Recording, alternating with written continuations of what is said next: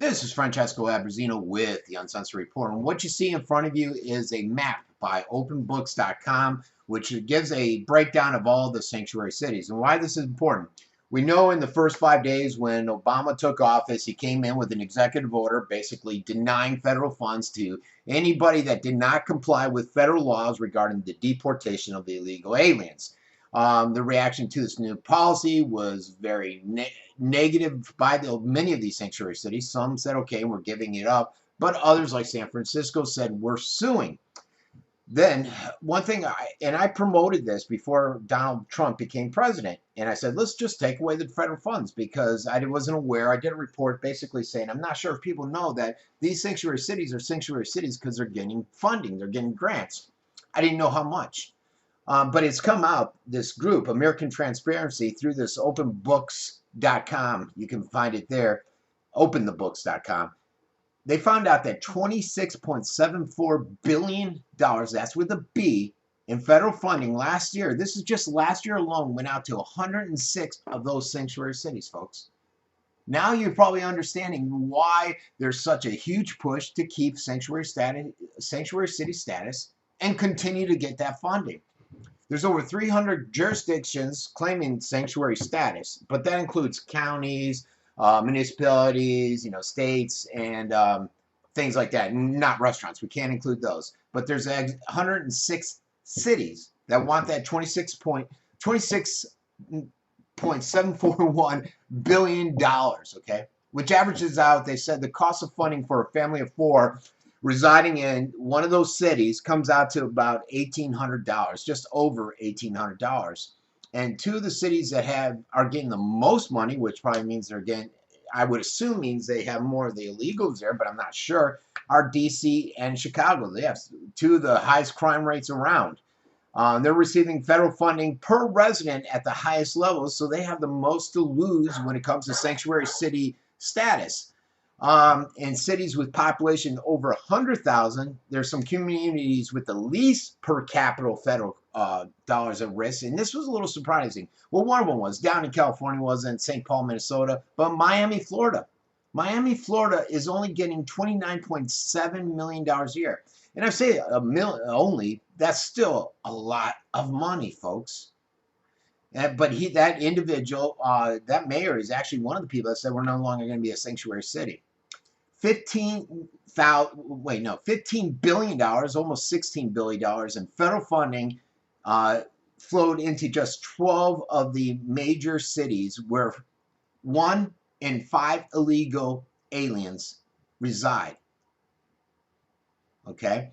So you got all that. The Department of Justice, they come out and they grant law enforcement to these cities. They give them money and stuff, all that. But basically what this money is coming out of is money that could have been used for other services. Think about it.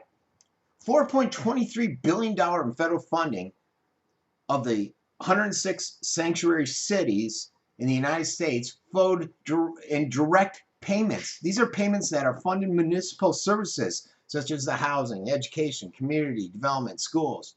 $21.5 billion in federal funding to these cities flowed via grants. These are payments funded these payments funded the local police, the fire department, school, housing, and city services. And I'm assuming what's happening is they're giving these guys the extra money to take care of the extra immigrant inflow inside those cities. And so you're going to get a lot of resistance. You're going to have schools, you're going to have the police, you're going to have the fire departments, and all these different entities that are going to say, wait a second, if we lose that sanctuary city money, our budgets are going to drop significantly. So a ton of resistance. In LA, 1 in 5 of the city's residents, 22%, are legal. However, the amount of federal funding there only came to $126 per resident. I'm not sure why areas like LA or Miami would be less, because they're getting a lot of immigrants. Miami mainly Cuban, LA from Mexico and Central America. In comparison to Chicago, not sure why the distinction there. Then this report goes on and talks about how New York and New Jersey, 19% of the residents are undocumented entrants. However, the funding is $733 per resident. And the bottom line in all this is The threat of losing nearly $27 billion in federal fundings is having its effects on these cities. And only one city, the one that's got the lowest per capita, Miami, has dropped out of sanctuary city status. None of these others have. And this breaks it down. You know, I'm out here in Florida, so you can see it here. You got St. Pete, or it's actually Tampa. That's Reward Tampa, and it gives you the rewards if you look into it. Tampa, they have 81,287,000 to that zip code. The city of Tampa had 23 million. North Tampa, 15 million. And it just gives a total breakdown of how much money is going out to all these different entities. Let me see if I can make it smaller for you. They gave the police, see, this is out of all that, so you got 81 million going to Tampa.